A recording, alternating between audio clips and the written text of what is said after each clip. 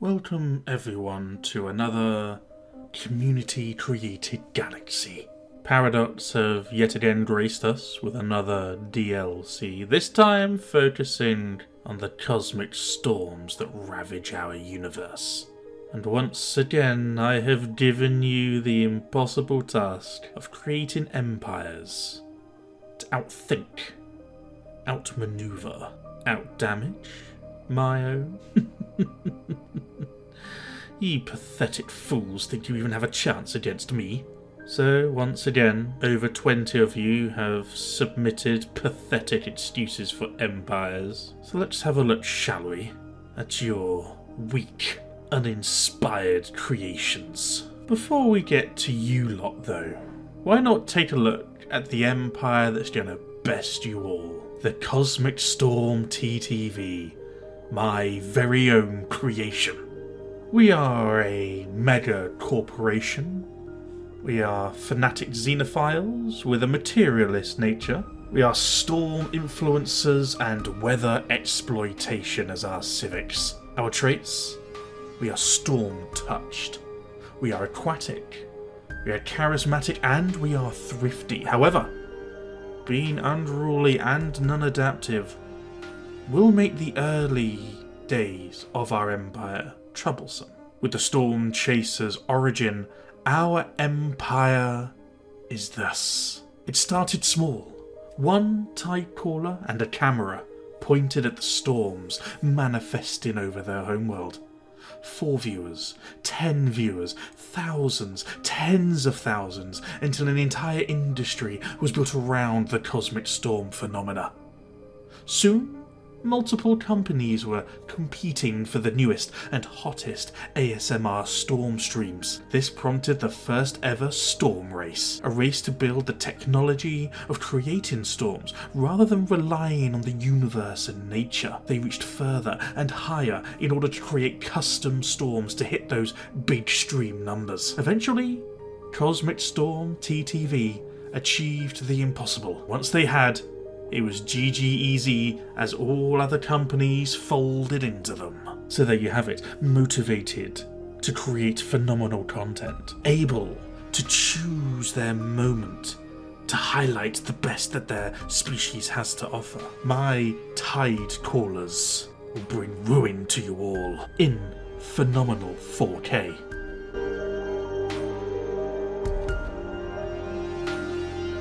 First up, let's have a look at some of our Patreon supporters, and my oh my do we start off with pathetic Imhas with his Rubik's Revenge.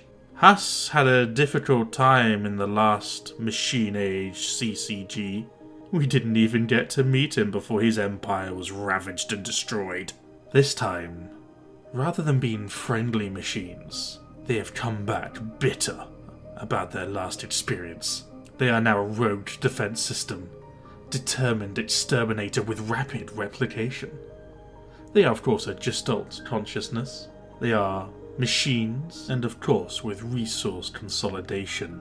A hefty machine world is at their disposal, mass-produced with integrated weaponry. They are durable and war machines.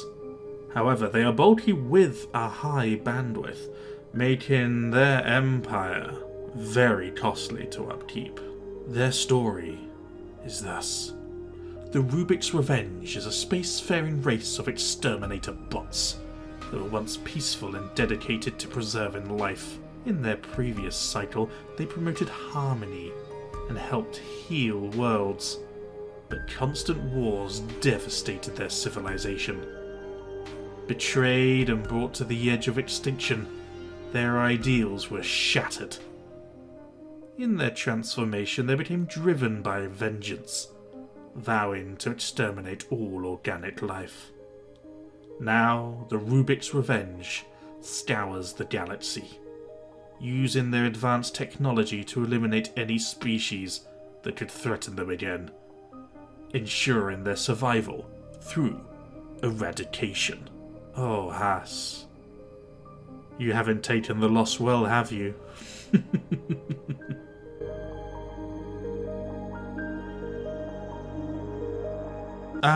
Gaming brain. another stoic Patreon supporter. Had a good showing in the Machine Age, did end up being vassalized if I remember correctly, but was still there near the end of time. This time, Gaming Brain has opted for the Fox, the Flaxian Exploration Front. They are an elder council, a democratic society with astrometeorology, and they are eager explorers. Interesting that you would choose to put your empire at a disadvantage in the first steps of space exploration, Gaming Brain. They are fanatic xenophiles with an egalitarian nature. They are nomadic, quick learners, and adaptive. But they are unruly, with storm chasers as their origin. Their story is thus: on a world dominated by storms, the Flaxins, who ventured forth and braved the tempestuous, storm-racked seas, became truly renowned.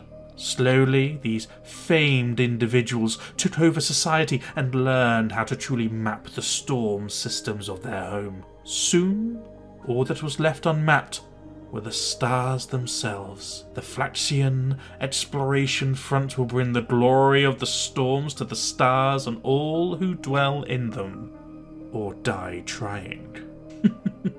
Emphasis on dying, Gaming Brain? Really? Good luck, friend. You're going to need it.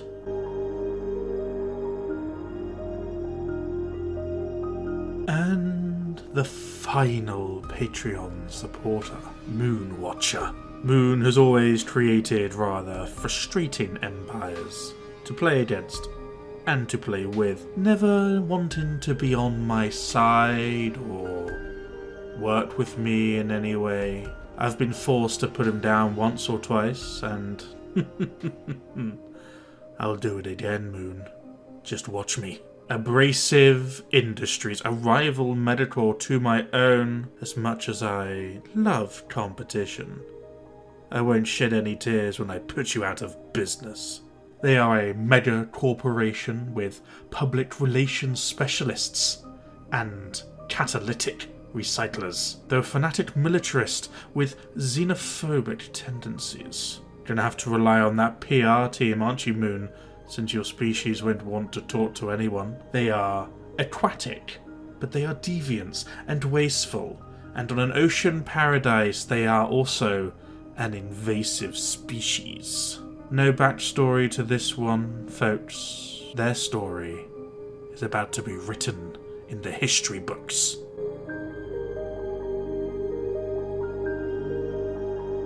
Oh, dazzle me, bro. They have a rather checkered history in this event, stealing the show in the Machine Age CCG with their meaty plants. Ever since that fateful stream, Daz has been embedded in Dolphin channel lore, even having the audacity of their own specific shout-out for their meaty plants. This time, however, they've gone too far.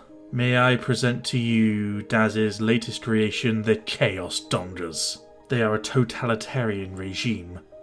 Astrometeorology, hyperspace specialty with storm chasers, they're fanatic materialists, and xenophilic as well. They're intelligent, charismatic and talented, but they are non-adaptive and their lifespans are fleeting. What makes this empire so horrible and so insidious, I hear you ask? Well, it's their inspiration. League of Legends lore has dug its way into our own sacred Stellaris playthroughs. In aiming for yordle perfection, head scientist Cecil B. Heimerdinger got more than he bargained for when his concoction of science and magic yielded truly horrific results. The Heimer dogs. I'll shed no tears when these dogs have been put down, Dazzle.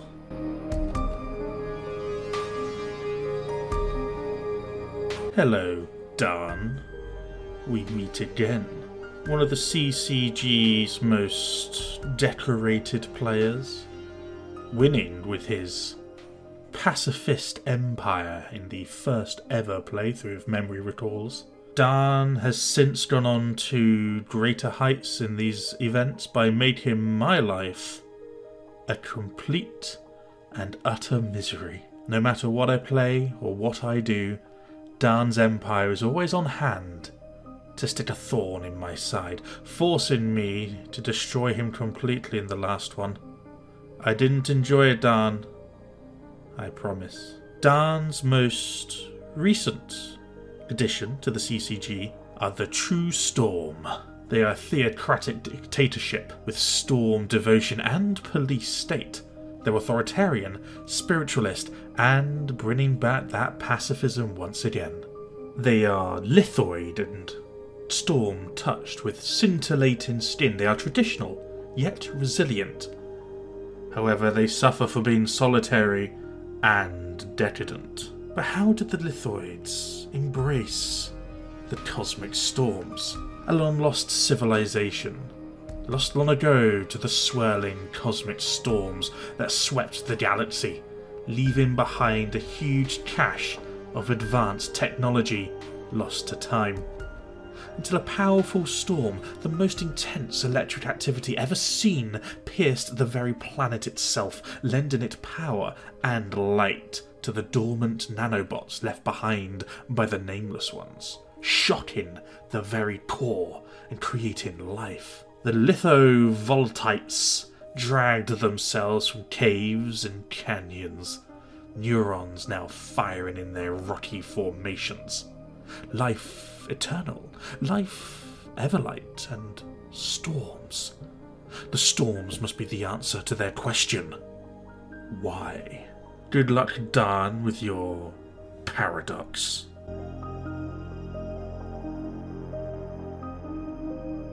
Hello, Sabis. The Colbor ride once more into the community-created galaxy, it seems. No longer subterranean. No. Venturing out onto the surface of their planet for the first time in eons, it seems. Your history has been unfortunate in this event. Your empires either rise quickly or fall just as much, falling victim to the Hornets in the last one, if memory serves correctly. However, there is always one constant in your CCG playthroughs, and that is your friendship with Shaq.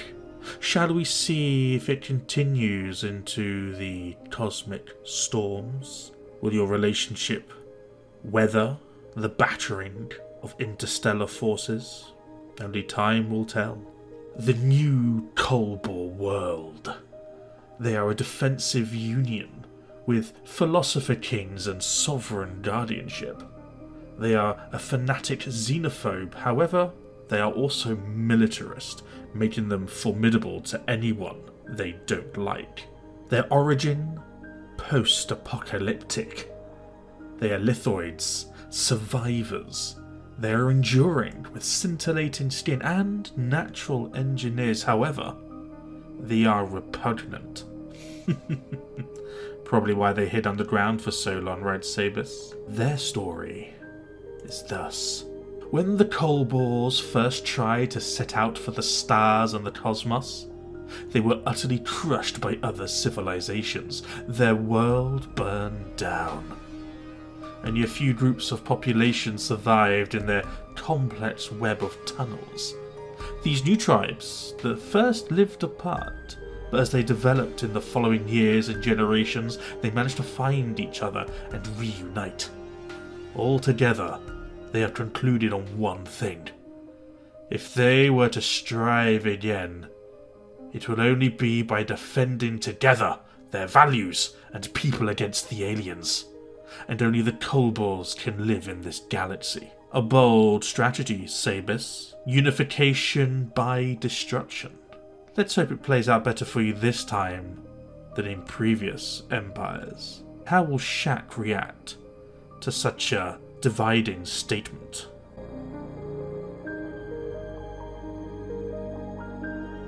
Izzy is a legend among Stellaris circles. Her continued brilliance in the Timeline series produced by Montu has cemented her in Timeline's history.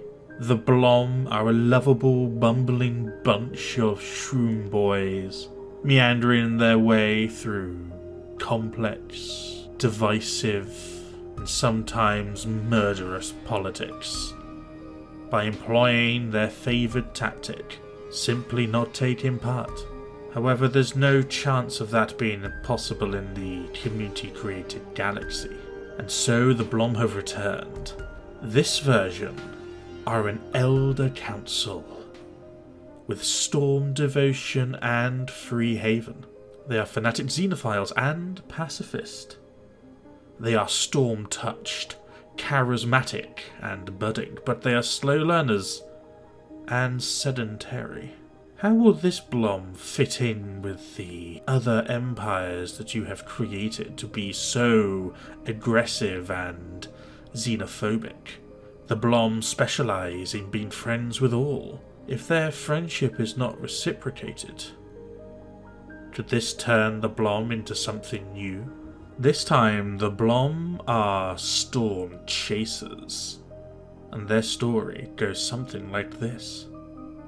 The Blom have been moving from galaxy to galaxy for as long as they can remember. Their spores drifting through space, seeding worlds as they go, and generally not caring in the slightest of events happening around them. Until one fateful day, swept up in a cosmic storm, these particular Blom were imbued with the storm's character. Flung into a nearby system, they terraformed a planet over countless eons until one day, the Blom dudes arrived as sentient. The high of that storm encounter was forever in their genes, and so they started chasing the sensation of storm riding, embracing the mantra of, "Hey bro Blom, it's chill."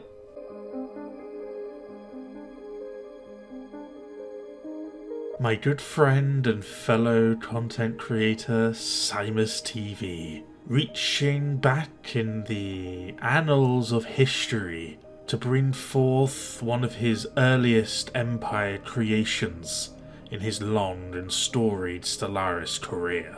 The Rontor Empire. They are a star empire with distinguished admiralty. They are hyperspace specialists, another fanatic xenophobe, and a militarist.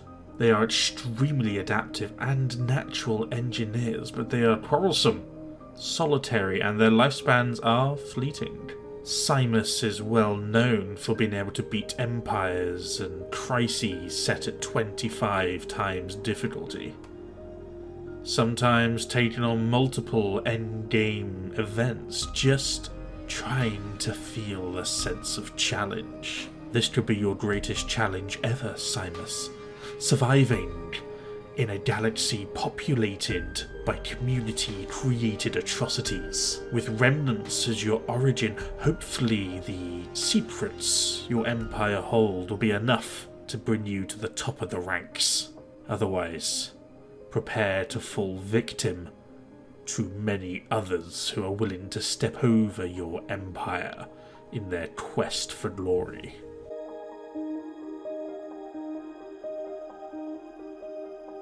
All the artwork in these community-created galaxies is made by one man, Shaq.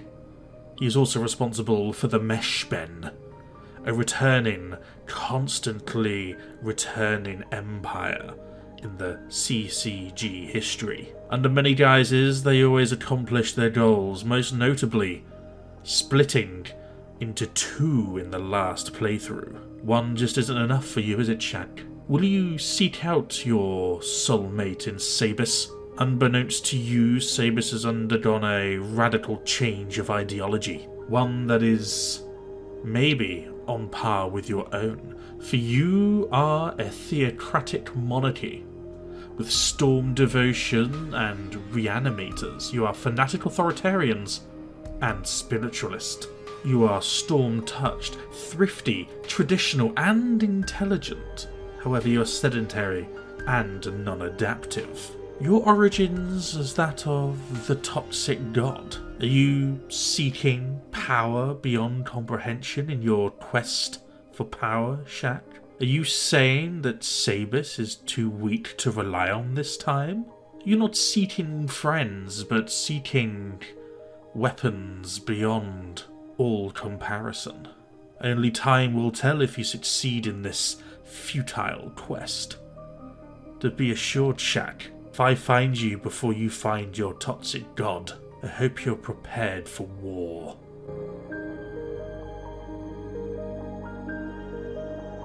Oh, sci-fi.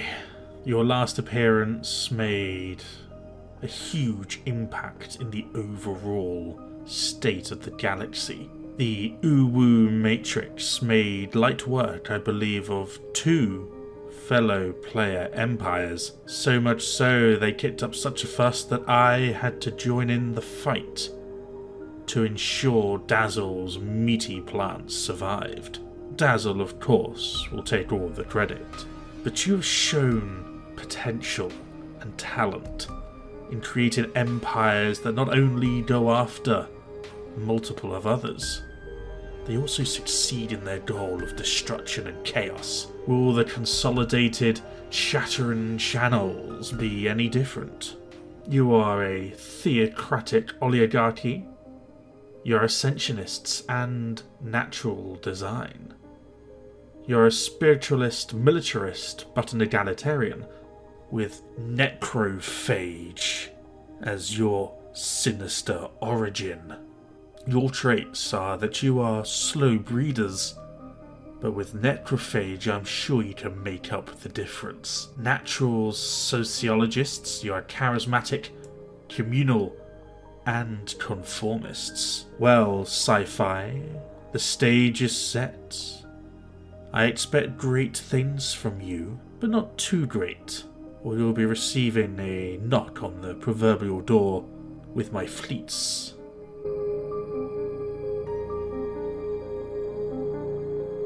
Sin always makes truly horrific abominations, normally geared around violence and war, thievery and skullduggery. Sin, aided by Harry, always makes empires that claw and bite at the throat of others, embroiled in constant wars, fighting everything that has a pulse. Sin has not changed one iota and leans fully into the madness that is Stellaris. The Empire is called This Is Mine. They are a bandit kingdom with barbaric despoilers and a thorough warrior culture. They are spiritualist, xenophobic and militarists. They are adaptive with rapid breeders and natural engineers, however they suffer from being unruly and slow learners. As if being a bandit kingdom wasn't enough, they are backed by a mysterious entity, for their origin is Scion. They have the support of a fallen empire. This is mine. All is mine. Give me your stuff, for it is mine. Take my stuff, and die, you peasant, and all things are mine. So, Sin, you have chosen war. I accept.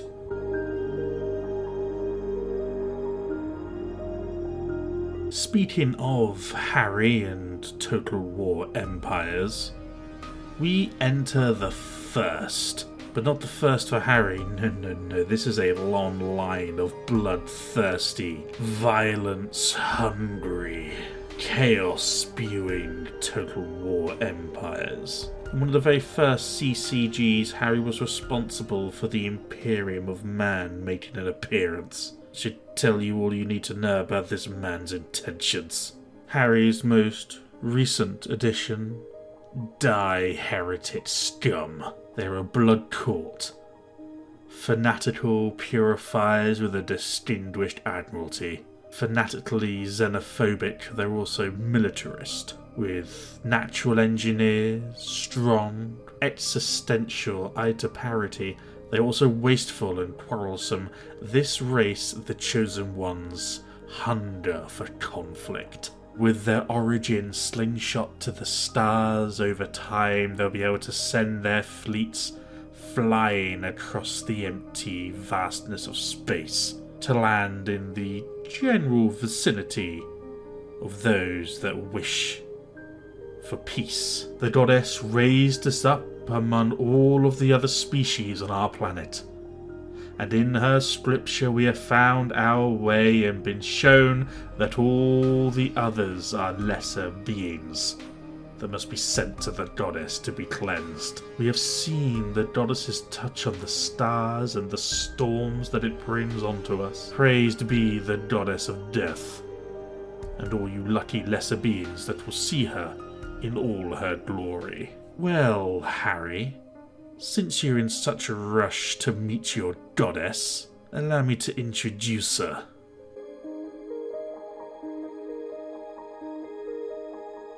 Tom Cream's Plupple Empire have a checkered history in this community-created galaxy series. In one, they failed to materialise at all. Another, they were beaten down by an empire far superior than their own. It was really the Machine Age CCG where the Plupples finally started to show some pluck and some potential. But long gone are the geckos of old. No more are they a little fluffy, cuddly, lovey race. No, no, no. The augmented Plupple Empire. They are a dimensional covenant with an exalted priesthood that worship dimensional beings. They are fanatical authoritarian spiritualist with rapid breeders, traditional and conformists. They seek to commune with the divine, but they are wasteful and unruly. These Plupples seek the cybernetic creed. They look to augment themselves and their species to greater heights. They look to out-technology the other species in this galaxy. They seek augmentation, cybernetic enhancements for a competitive edge over the rest of the galaxy. These Plupples came here to play, and not by any rules set out by others. I hope the galaxy aren't taken by surprise or lured in with their little tiny gecko features. These Plupples seek to dominate, seek mastery over Mother Nature. Well, Mr. Cream, I hope the geckos don't have eyes bigger than their stomach, because if they do, I may have to come a-calling.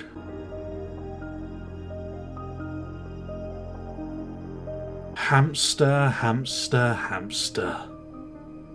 Those fox boys seem so long ago, and yet they continue to inspire you to greater lengths for your empires. Listen, I can't.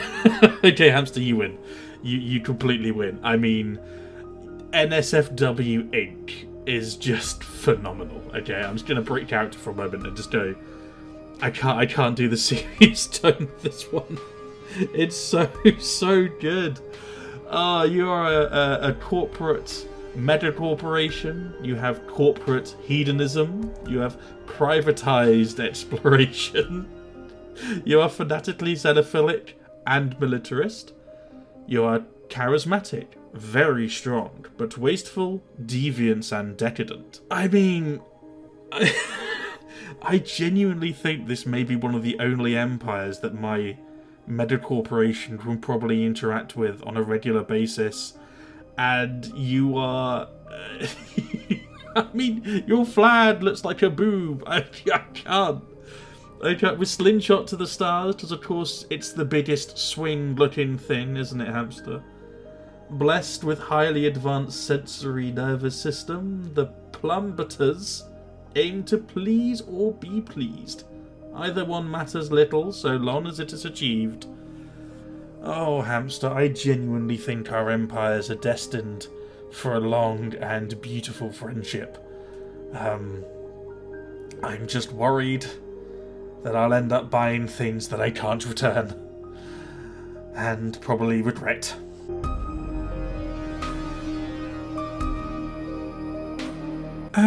Design Storm, back for another round, are we? Design Storm and I really got to know each other in the Machine Age playthrough. Storm has been known to design some remarkable empires. In fact, in his first showing, his empire was a powerhouse in the southern part of the galaxy.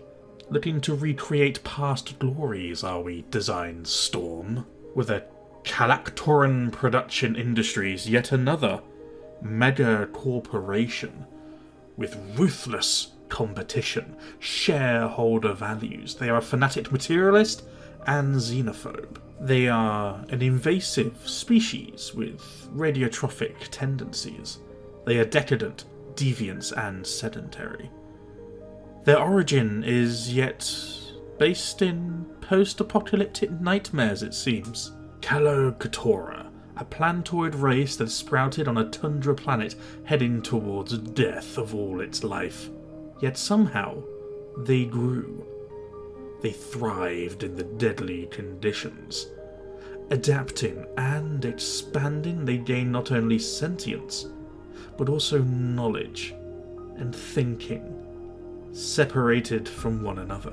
All this change brought forth by the uninhabitable and irradiated planet due to being exposed to a lot of solar flares and its lack of protection from it made them all rivals of each other, unknowingly driving each other to great lengths, all to bring them to the stars, where they met like-minded individuals. So, Calacatora High Corporate, known as Barga, took the reins after a ruthless battle for the position and took charge of the corporate metacorporation. So, born of strife and harshness, infighting and civil war based on profits, Design Storm? Sounds a bit chaotic to me, and I like it.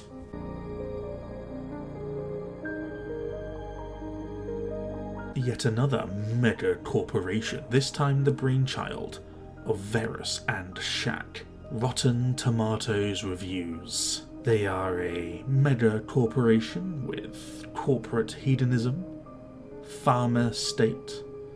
They are a fanatical pacifist and a xenophobe. Rapid breeders, intelligent and communal, all add up to a rapidly expanding empire, but they are unruly with slow learners. Verus has a number of notable achievements under his belt when it comes to the community-created galaxy. My personal highlight was when he had his entire empire reduced to one system and one planet, and yet, when it came to relocating the galactic market, he managed to entice all buyers and sellers to his one system. Maybe that was the inspiration to become a mega corporation, is to expand on that incredible achievement. Well, Verus, how would you like to be remembered? Blockbuster, profit-generating money box? Or a cult classic, resigned to history, and noted by only a few hardcore followers? It's up to you, Verus. Forge your friendships closely. And maybe I won't leave a 1-star review.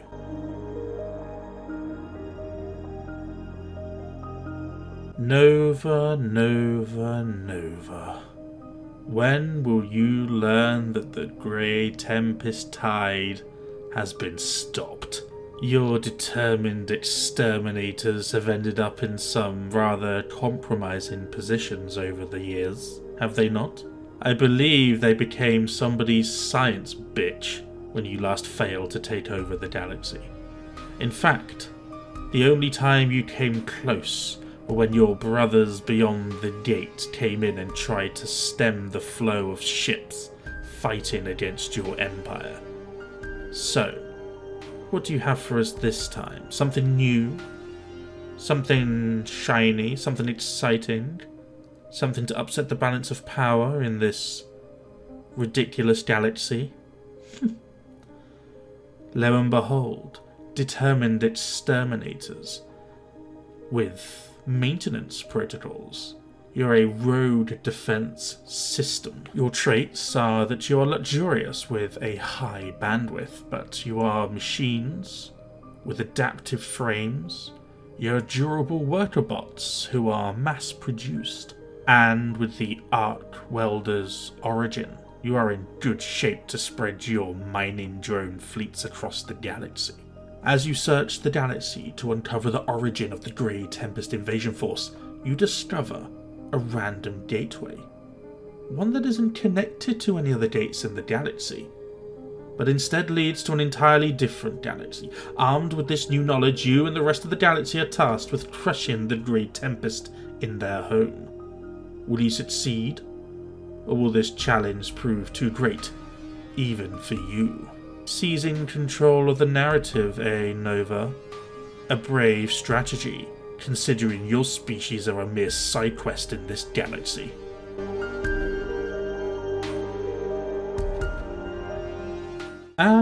Countess. Good to see you again. I see you've gone the same way as everyone else in this god-forsaken galaxy. The Direnshu Sacrosanct Covenant. You're a dimensional covenant with dimensional worship and exalted priesthood. You are fanatically spiritualist and somewhat authoritarian, with necrophage as your origin. Your species are slow breeders, but once again the necrophage will make up for any shortcomings. You are intelligent, talented, and traditional. The Direnshu are the stuff of nightmares, the devils of the void. This race of hermaphrodites worship their mistress, who they say lives in the void, and watches them, guides them from the shadows, and has shown them the path to guide all of her children into the void. It will be interesting to see how your spiritualism flies with other empires, with other authoritarians, xenophobes, and total war empires out there. How closely will you stick to your principles? How long will you follow the path set out by your void god? Or will you stray into the darkness and adopt new principles in order to survive? Tell me, Countess, do you pray at night?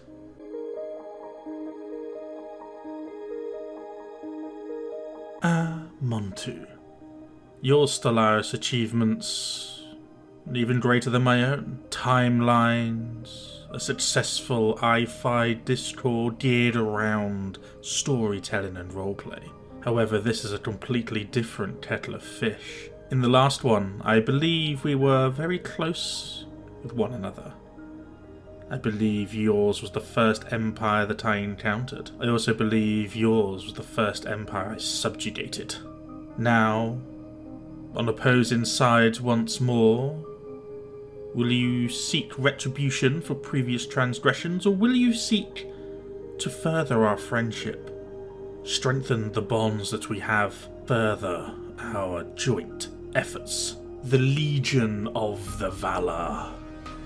You're a martial empire with warrior culture and reanimators.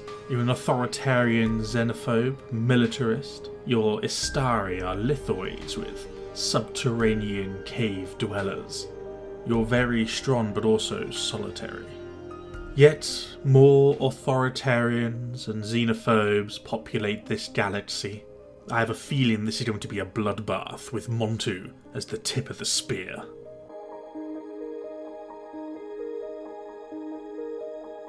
Darkest Demon, a name that inspires fear in all Stellaris content creators, and is yet to strike fear in the community-created galaxy. Well, no more. I bring you Storm Mystic Kingdom.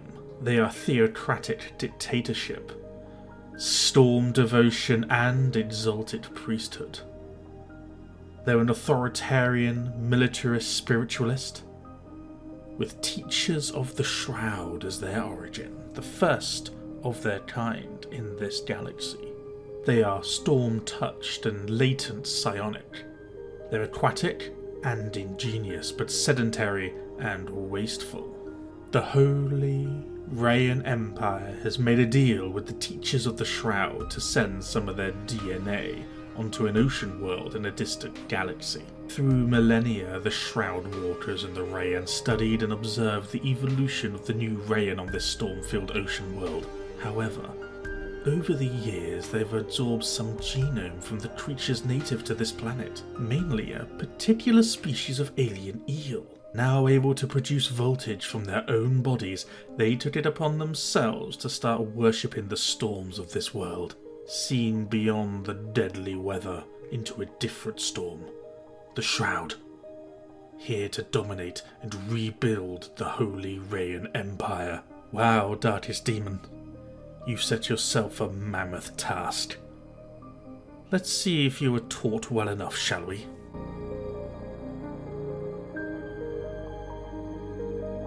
Tanner, a GM in the timelines and I-Fi that Montu runs. So used to having things his own way.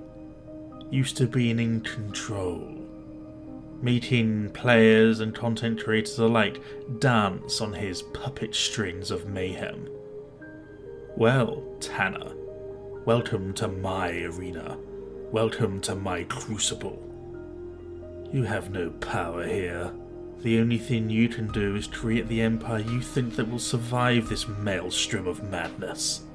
So, let's see what you've come up with, shall we? GM, the Anthurian Cosmic Explorers. They're a totalitarian regime with astrometeorology and a hyperspace specialty. They're a fanatic materialist pacifist. Subterranean is the name of their game. Cave dwellers. Docile with natural physicists, and also ingenious, but they are jinxed with psychological infertility. Well, Tanner, let's see if your empire needs bailing out by a higher power, shall we?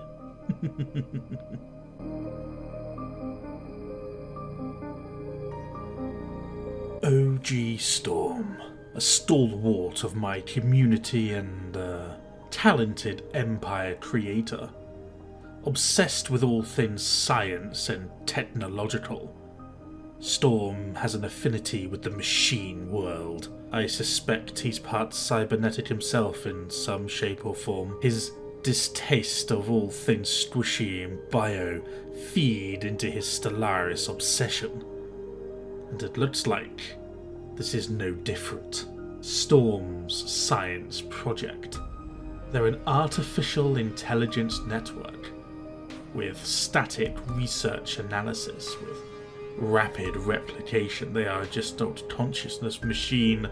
They have research assistants, logic engines, and adaptive frames. But with power comes great responsibility. They are luxurious with a high bandwidth. So far, the only species to exist on a shattered ring. Their goal is to make everyone smarter, by any means necessary.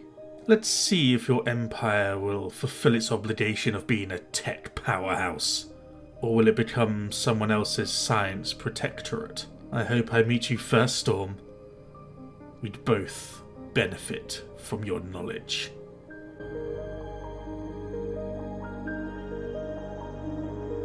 Hello, Tiroi. Welcome in for your first showing in the community-created galaxy. You've seen what this is all about. I believe you've witnessed many intergalactic empires fail and burn, while mine reigns supreme. What kind of arrogance do you have to assume that your first outing is going to be successful? You're new, a mere child in the playground of greatness that is the community-created galaxy. So let's see what you've created, shall we? The Oncloid. They're a direct democracy with natural design and planetscapers. They're a fanatic xenophobe and materialist. They are a cave-dwelling plantoid with subterranean origins. They are resilient, budding, and noxious. They're also venerable, but wasteful, quarrelsome, and unruly. Quite a number of traits there, Tiroi. Begs the question just how confident you are, thinking you need all of these extra traits to have a chance of surviving in this hellscape. Good luck. I think you're going to need it.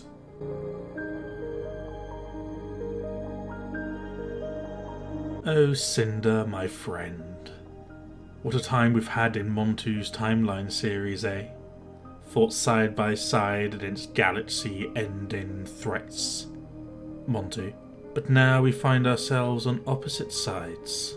You think it's right to take a shot for the crown, do you?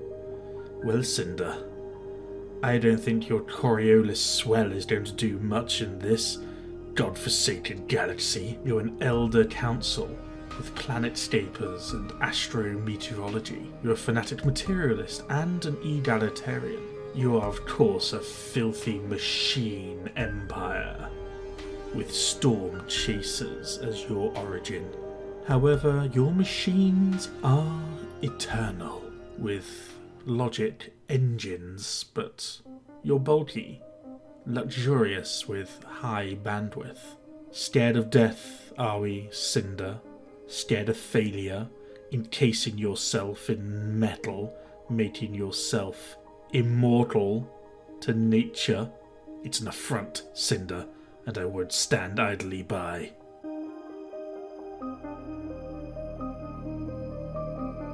Oldorath, I invited you in with my arms open, gladness in my heart of someone new joining the community-created galaxy.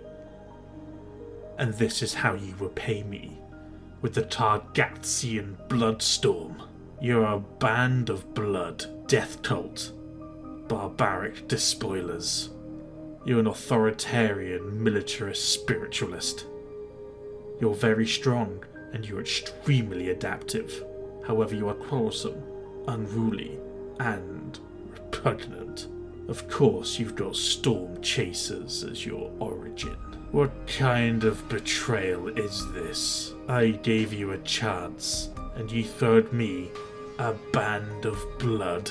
A Targatthi is forged in battle amidst the raging tempests of their homeworld. Upon reaching maturity, an urge overwhelms the psyche of all Targatthi. Seek the storm, carve a swathe of carnage on the battlefield such as to eclipse the power of nature itself. Only once the urge has been sated amidst the slaughter of the lesser can an individual claim their position as a true born.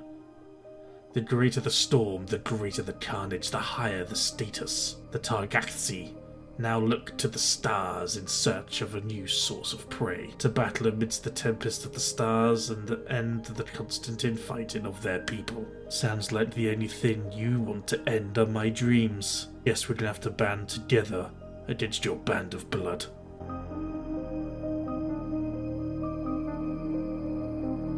And last, but by no means least, is Dev. Oh, Dev. When Dev said that she wanted to be involved, but had no idea what to make or what to do, I decided to make her a fan club of sorts. A race of vampires. Not just any vampires, though. No, no, no. A race of Astarians. Hence the Vampiric Fan Club. Hence the Vampiric Fan Club. A totalitarian regime of cutthroat politics and reanimators. They're a fanatic materialist and militarist. They, of course, have the origin of necrophage. They're charismatic and intelligent. Also very talented, but decadent and unruly. A vampiric species that relies on draining the life force from nature. These sizzling hot vampires roam their world seeking more and more exotic blood types. Upon sampling everything they could find, they decided the most exquisite and sweetest tastes must be among the cosmos. And so they ride their Nautilus-class ships to far-off worlds, seeking that which will make them immortal. I hope you don't mind cheerleading this fan club, Dev. I made it in your honour after all.